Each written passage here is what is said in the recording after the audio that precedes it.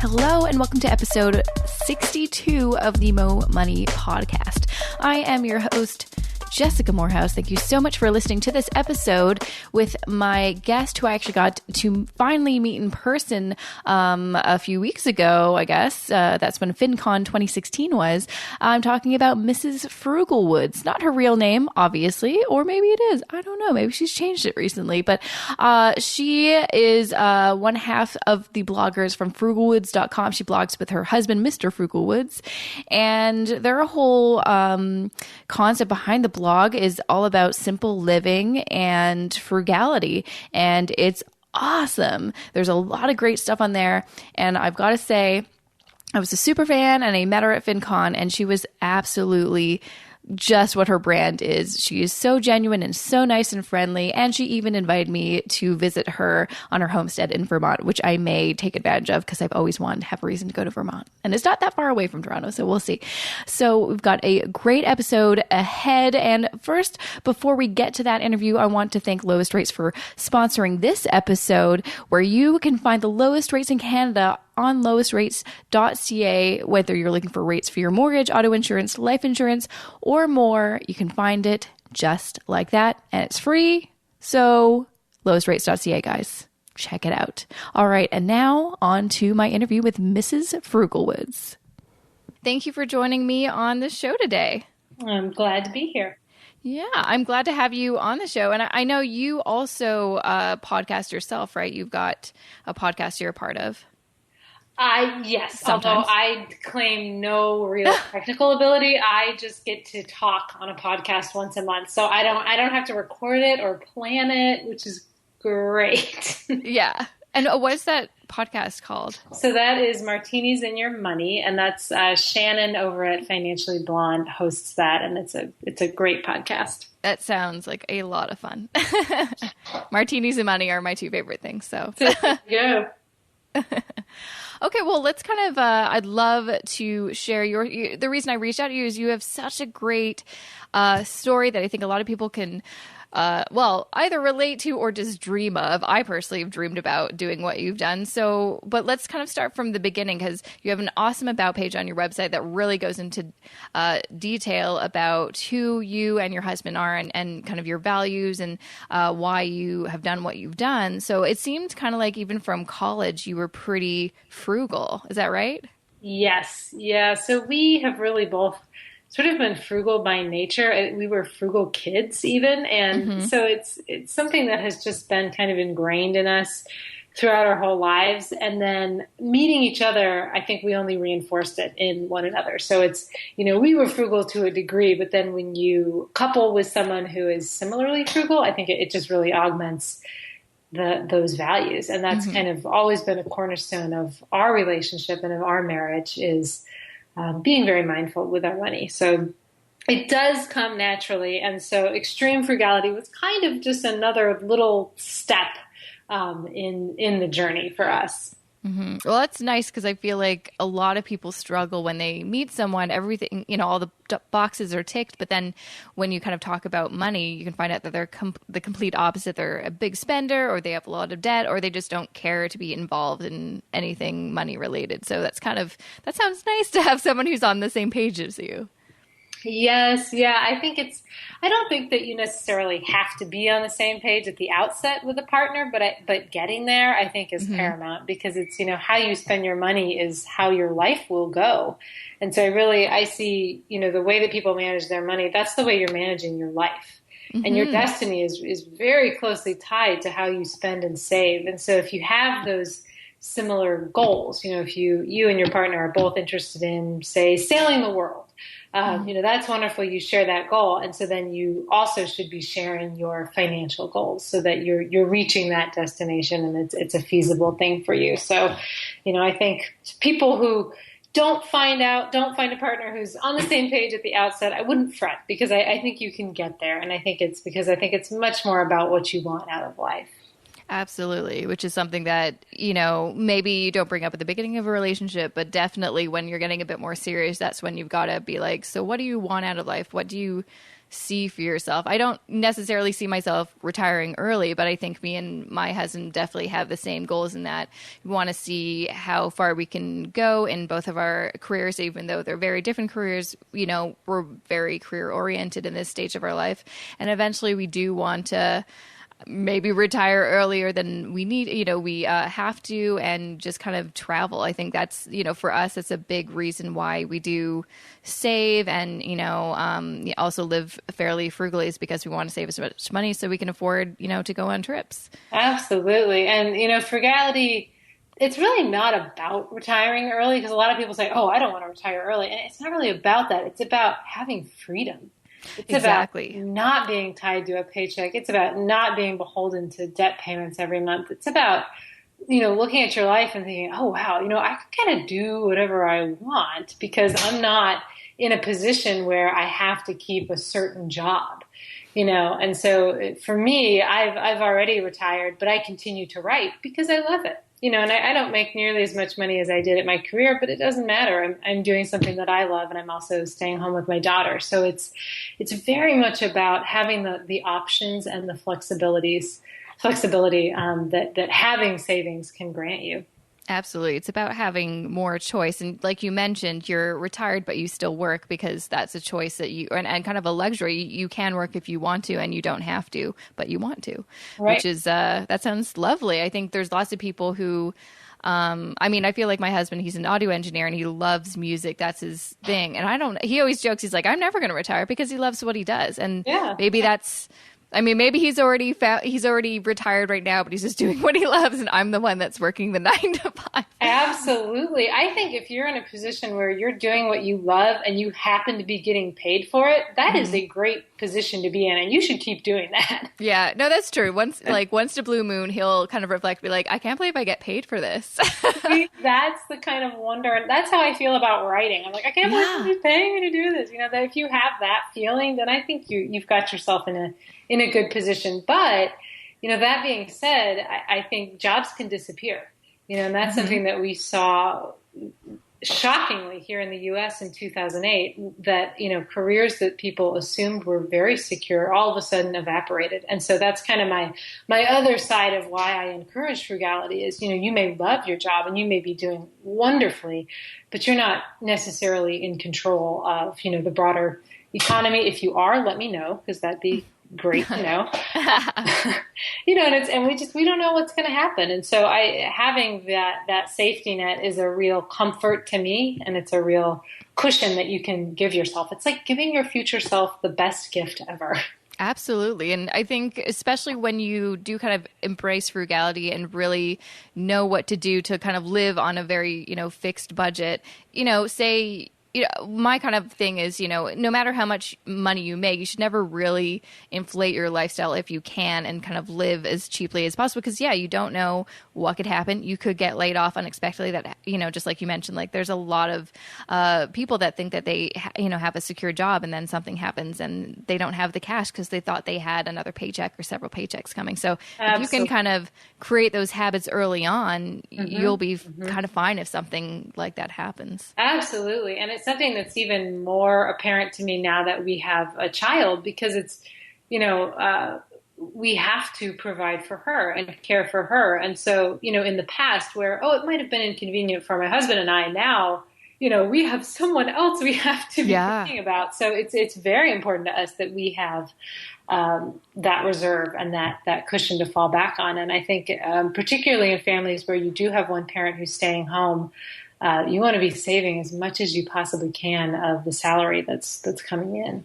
Mm-hmm. Now, so after you were kind of lucky because you went to college and you were able to graduate debt-free, right?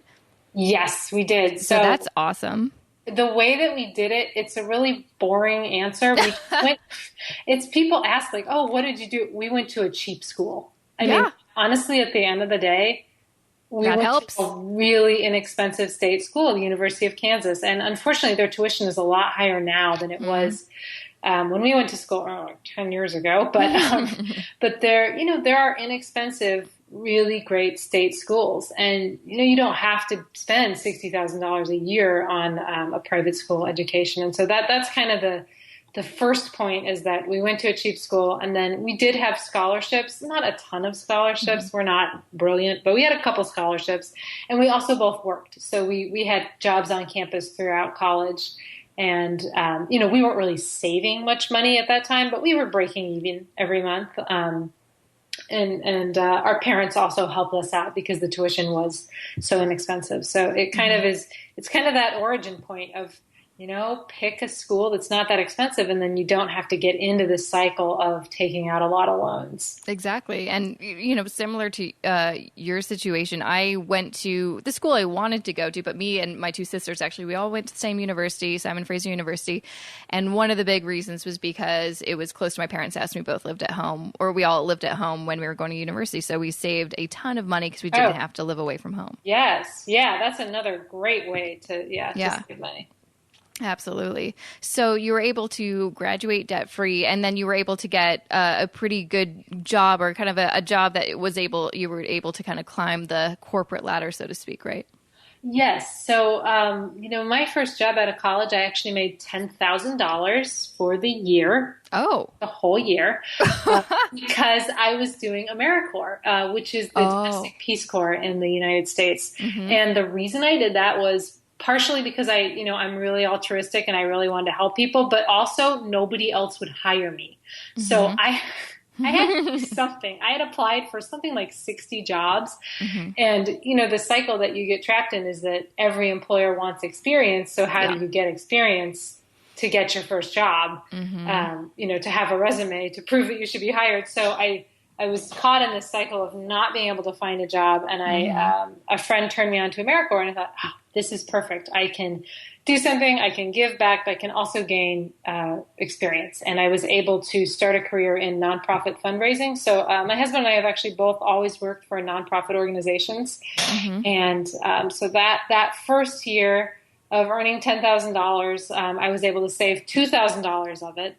And that's pretty good. So you lived off $8,000? I did in New York City. What? Part of AmeriCorps is that they give you food stamps. Okay. So I ate exactly what the food stamps covered, and I lived very cheaply. Our rent was very well, I'm like, where did you live? How could you? Because it's like rent is crazy expensive there. Yeah, we lived in Crown Heights, Brooklyn, which at the time was a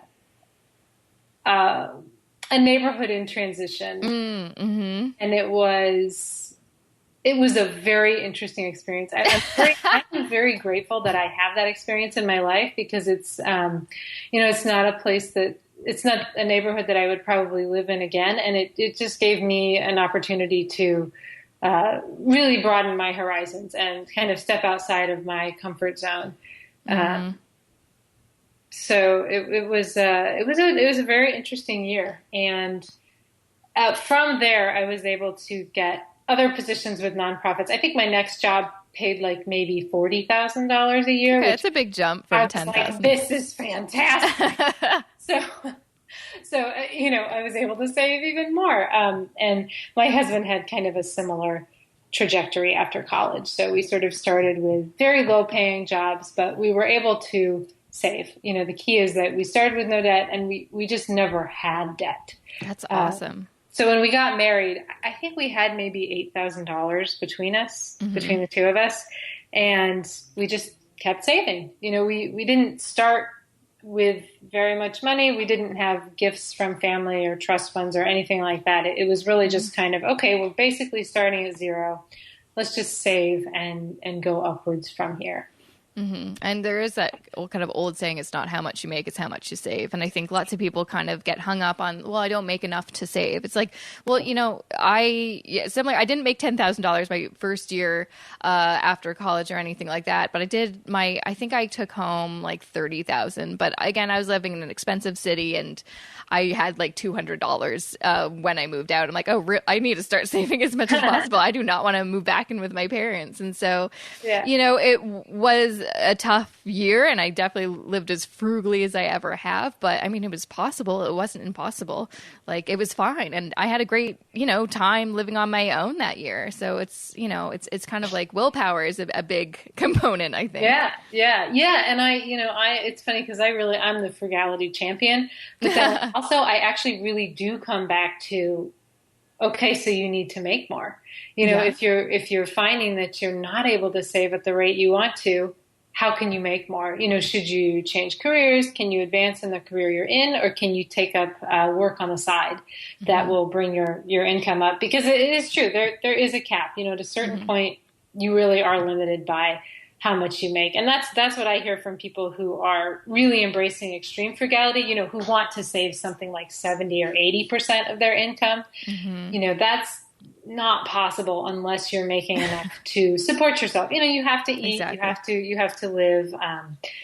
And so I do think there is kind of that misconception sometimes that frugality is anti-earnings.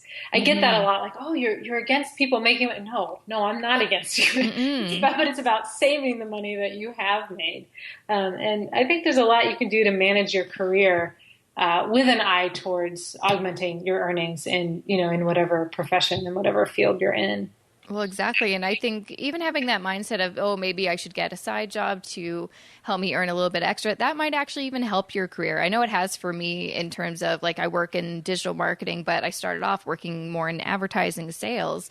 And, one of my side hustles was my blog, and that helped me in my career. So you never kind of know where that little, side job that is just some extra income might come into play later on. Absolutely.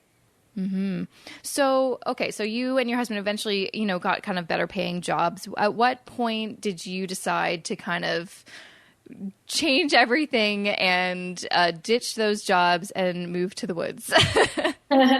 So we got married in 2008, and we lived in this little basement apartment outside of Boston for years while we saved for a down payment on a home. We knew that we wanted to buy a house in Cambridge, both to live in, but also because we saw it as a great real estate investment. The real estate market there is just white hot, and it's something like 64% of all units in Cambridge are rented.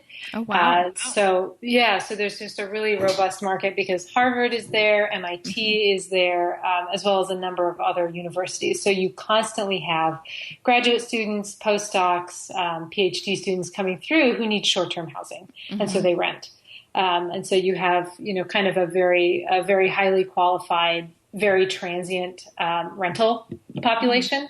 And so we thought, okay, if we can buy a place that we could live in and then eventually rent out, that would kind of be a way for us to have another revenue stream. And we didn't quite have the homestead dream in mind, but we just kind of thought, okay, this would be a good idea if we can save enough for a down payment. And so we started saving. And as you can guess, housing prices are pretty high in Cambridge. So this felt ridiculous at the beginning. I mean, we have like $8,000. These houses are, a studio apartment is like $350,000, right? Yeah. So there's no low end of this market. You're not buying anything for $150,000. Yeah. There's nothing. I feel you. Yeah, the market in Toronto is ridiculous. Yes. Like, houses are actually $1 million. Yeah. Oh, yes. Single family homes are. Yes. It's obscene. So we thought, okay, this is ridiculous. What are we even doing? We're never going to be able to save that much. But we just kept going. We just kind of kept socking away our money every month and watching the little graph, in Fidelity, they have this nice little graph of your net worth. I mean, and it just inched up, it was like $10,000. Then we had $10,500. I mean, it was really quite incremental, but we kept at it. And we moved to Washington, D.C. in the middle of that time period. And I decided to do my master's and work at the university where I was getting my degree so that it was paid for. Nice. Wanted to do a master's, did not want to pay for it. So we were still renting a pretty inexpensive place in DC. And then when we decided to move back to Cambridge, we were then able to buy a house. So we had finally scraped together enough for our down payment, and we bought a house and we moved in. And then we thought, oh my gosh, what do we do next? this had been, kind of, it was 2012 at this point. This had been kind of the defining goal for us for a very long time. And now that it had happened, we realized we need to kind of create something new to work towards. We need kind of a higher purpose for what we're doing. And so we thought, okay, well, we're pretty happy in these jobs. Let's just kind of keep going. Let's sort of see where this takes us. And we realized after a while that, we like cities. We've lived in cities for a long time, but we were leaving the city every weekend to go hiking. And we'd had this sort of love of hiking spurred in us. And we thought, okay, we're living in the city, but we're leaving all the time to go to the woods. And we keep saying, oh, if only we lived in the woods. And then we started to say, yeah, if only we lived in the woods. And realized that we could actually make that happen. So now I'm going to get confused on my dates. I think it was 2014 that we made the decision to leave Cambridge and move out here to Vermont, which happened last month. So we are newly in our homestead here. And it was kind of a long decision-making process for us to realize that we were just not fulfilled by doing the 9-to-5 routine and by being in the city where it is kind of this focus on consumerism, and it is really a focus on more. And we thought, our goal really isn't to buy a bigger house or buy more cars or, have more things. It's just, that's not really where we see fulfillment coming in. And I also we were not feeling passionate necessarily about the work that we were doing. And we wanted freedom to do more, to explore, and to really kind of figure out what it is that we are good at and what it is that we are passionate about. And so that's really what led us to come out here. Why'd you choose Vermont? So we did this really long and boring vetting process that involved a spreadsheet. Everything we do involves a spreadsheet. I love spreadsheets, so I think it's a great idea. Even choosing our daughter's name, we had a spreadsheet. That's awesome. I don't know. It's the only way I can make decisions. So we thought about many different areas in the country, and we looked at things like land prices, home prices, the prevailing ethos of the state, the financial health of the area, the school systems, the access to arts and culture. And Vermont just kind of surfaced to the top for us. We love the climate. We love the people of Vermont. We really enjoy sort of the progressive focus on culture that does exist, even in these small towns, and even in the small town that we live in. There's a real focus on community and a real focus on local artisans and local craftspeople who are doing work here in the woods, and it's pretty amazing. We're blown away by the things that our neighbors do. They're just incredibly industrious, inventive people, and I think there's just a spirit of sort of creativity out here that that we haven't found in a lot of other places. And Vermont also has the great benefit of being pretty close driving distance to New York City and Boston. So you do have kind of that halo effect of culture, and you also have the opportunity to go and visit those places. We didn't want to be so far removed from big cities, that we could never access them. So Absolutely. It was kind of the perfect balance of rural but not remote. Yeah, exactly. You don't want to feel isolated. So you seemed like you found a good balance. Yes. So one question I'm wondering, so because I almost feel like, I could totally see you being a tiny house person. Because it's like the perfect kind of minimalist and frugal thing, but instead you have a house and you have like acres and acres of land, right? Yes, yeah, we have 66 acres of land. That's a lot. It's a lot. Most of it is forested. Yeah. So, we sustainably manage the forest, but we don't have to do anything to it. It's so funny. My mom was like, "How are you going to take care of 66 acres?" It's like, well, we don't actually have to do anything. Yeah. Most of it is just a forest. We have about 2 cleared acres around the house that we do maintain, and we have flower beds and fruit trees and berry bushes and a vegetable garden and a barn. And that's about enough. 2 acres is that's about enough to manage for us. And the rest of it is just this wonderful woods. But yeah, we're actually not tiny house people, and we're not really minimalists either, which is sort of shocking to people. Yeah. Where I don't know, I respect both minimalism and the concept of tiny house living. I will say with a child and with a large dog, like it's just not going to happen. There's just no way. Our daughter needs her own bedroom. We need our own bedroom. What would you say is kind of the difference between minimalism and extreme frugality? Because I feel like, yeah, there is like some people might find those kind of the same, but. I guess the way that I think about minimalism is a real focus on owning very few things. And for me, frugality is really a focus on spending only on what matters. So, I certainly do not go out and buy a ton of things, and I don't, encourage people to do that. But at the same time, if there's a free desk by the side of the road, I'll probably take it and figure out what I might be able to do with it later. I'm actually sitting at a free desk right now, which is just that very thing. So it's, no, that makes a lot of sense actually now that you're like, obviously. I don't, because there are people who they have one dinner plate and one towel and, one fork. And I think that must be a freeing way to live. To not be owned by your possessions. And I very much appreciate that element of minimalism. I think for me, in a lot of ways, I think it's easier for me not to be a minimalist, especially with a baby, because I don't always get to do the dishes. And so I need another plate that I can pull out. Yes. Yeah. So. No, absolutely. So now you kind of talked about this at the beginning of the episode.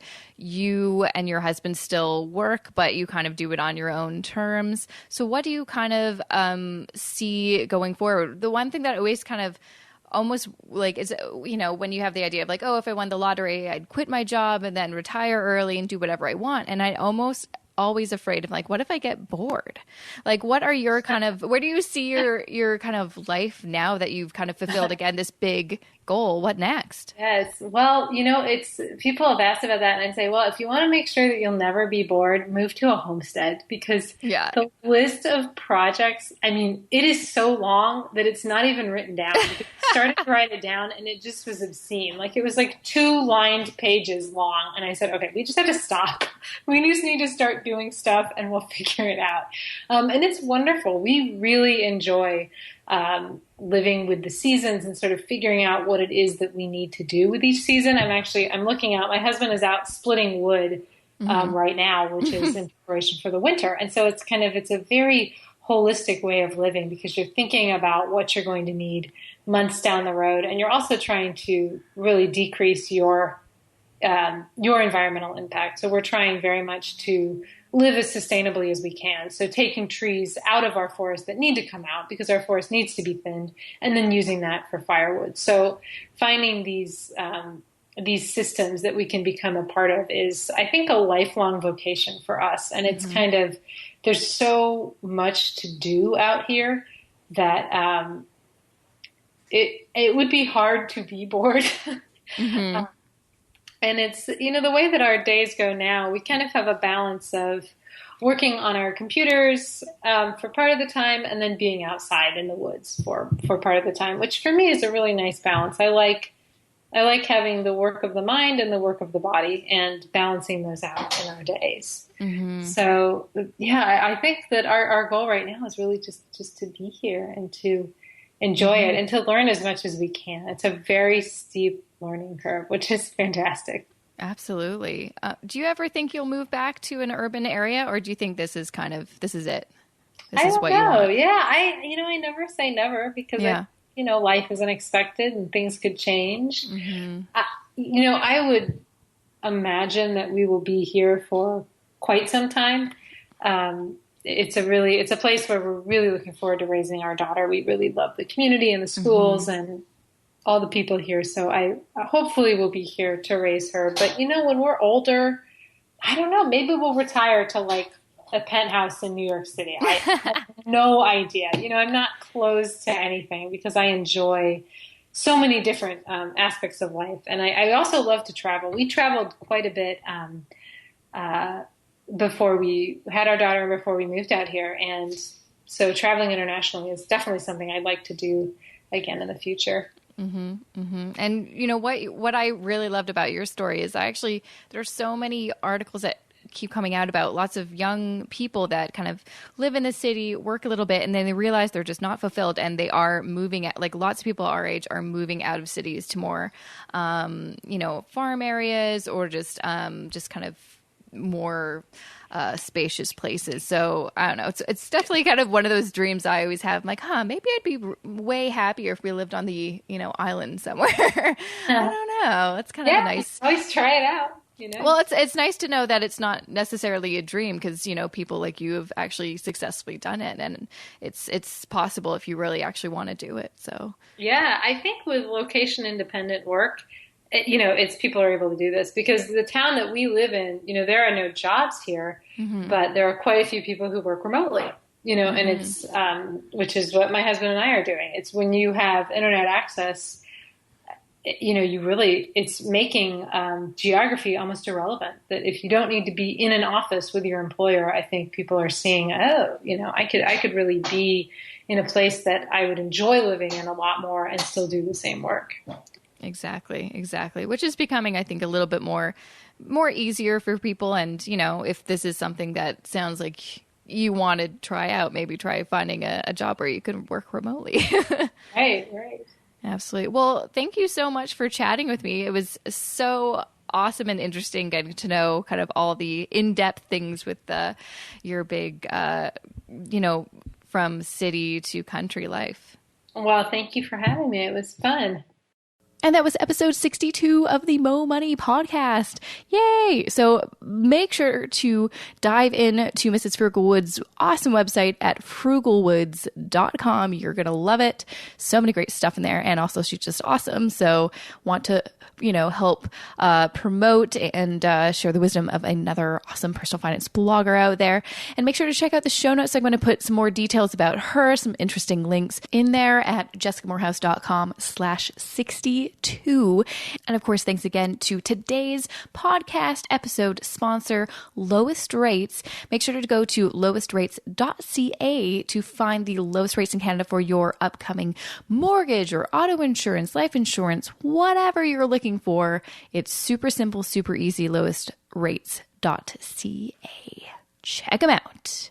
And before I wrap up, a big thank you to the people who've been giving me iTunes reviews. I've been kind of being like, hey guys, give me some reviews every episode. And people actually have, and I really, really appreciate it. So guess what I'm going to do this episode? Some shout outs. Yeah, y'all are getting some shout outs right now. First shout out is to Miss Fifi, and she says, this is my favorite podcast. Jessica has amazing guests on the show, and she's a great host. They talk about a wide variety of money topics in a natural conversational way. But this podcast isn't just for personal finance nerds. No, it is not. Jessica covers a wide variety of topics in a way that is entertaining and easy to understand. As a millennial, I relate to a lot of topics on the show, but I think anyone would enjoy this podcast. Well, freaking thank you, Miss Fifi. That was the nicest thing ever. Next up, I've got Gizmo Let's Go. Oh, I get it. They say, I stumbled on your podcast by searching for Gail Vazoxide. Well, duh, she's the best. I really enjoy when you let people tell their success stories about how they are getting away from debt, and look forward to the next story. Thank you for doing a great job. I find it very encouraging in a debt-filled world. Thank you. I'm glad you say that, because I was always like, should I do more debt stuff? Should I not do? So I'm glad it's really resonating with you. That means a lot to me. Thank you so much. Gizmo, let's go. Next up, Eyes Wide Open with a 3 as an E. Clever. They say, I was never bored to death binging from episode 1 to 55. Woo! You might actually die from joy instead. Oh my gosh. Stop. I'm blushing. Jessica is always excitable. I mean, just listen to the intros. She will let you know how excited she is. It's true. I do have a tendency to say I'm always excited. Her personality makes this finance podcast very fun to listen to. If you love finance and stories, this is it. Oh, her guests are good too, I guess. First person to make me do a review here. Eyes Wide Open with a 3 as an E. You're You're the best. And I like that your title was This Is Life, because yeah, this is a big part of my life too. All right, last one from Martin J. O'Connor. This awesome personal finance podcast has just been made even more awesome with real life listener stories and interviews. Well worth listening to. Yay! I'm so glad you're enjoying the listener series. I really freaking love them. So I'm glad you love them too. And I've been getting a lot more emails from people who want to be on my show. So if you listening right now, this second, have a story that you'd like to share, whether it's about you paying off debt or doing something great with money or anything to do with personal finance, and you want to share it with other listeners, shoot me an email. Jessica@jessicamorehouse.com. It's that easy. I will email you back and hopefully we can get you on the show if it makes sense. All right. Well, thanks again, everybody. And, make sure to send me an iTunes review if you haven't already. Sorry to keep on harping, but I love reading them out. Can you come on. It's a lot of fun. So, to wrap up, I guess I have another listener series episode, not tomorrow. Psych! I actually have a solo episode that I wanted to do because I felt with my first episode of this season all about me buying a house, I didn't really get into the nitty gritty. So a lot has happened since me and my husband bought our townhouse, and I wanted to do a special solo episode all about all that fun stuff because it's super fun to own a house. So much fun. Okay, see you back here tomorrow.